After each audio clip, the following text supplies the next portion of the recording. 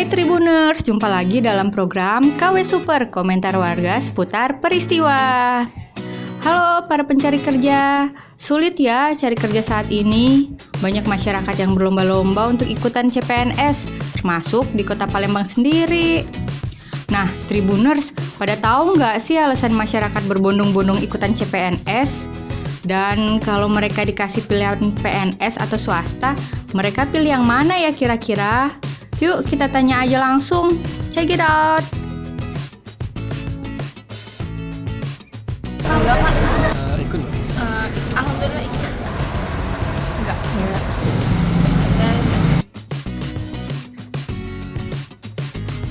Persyaratannya tuh menurut aku ribet ya, Kak. Terus kayak nggak minta aja pekerjaan yang terikat sama pemerintahan gitu, pengen freelance.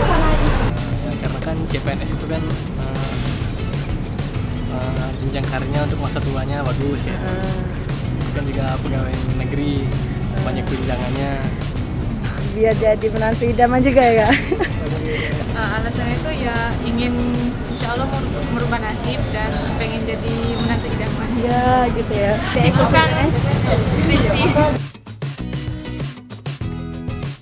Oh, sibuk.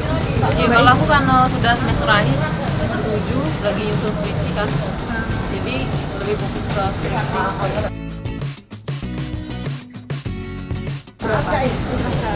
Kurang tahu.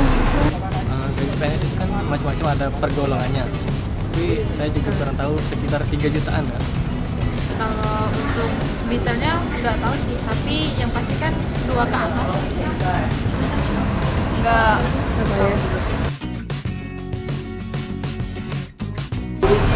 Enggak, Kak.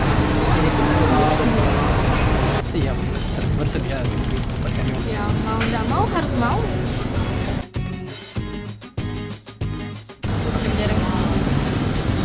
Pegawai gitu.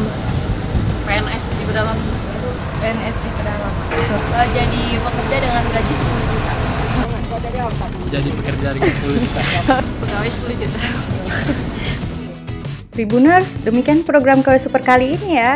Saksikan terus KW Super hanya di channel YouTube Tribun Sumsel. Jangan lupa like, comment, and subscribe. Terima kasih, sampai jumpa.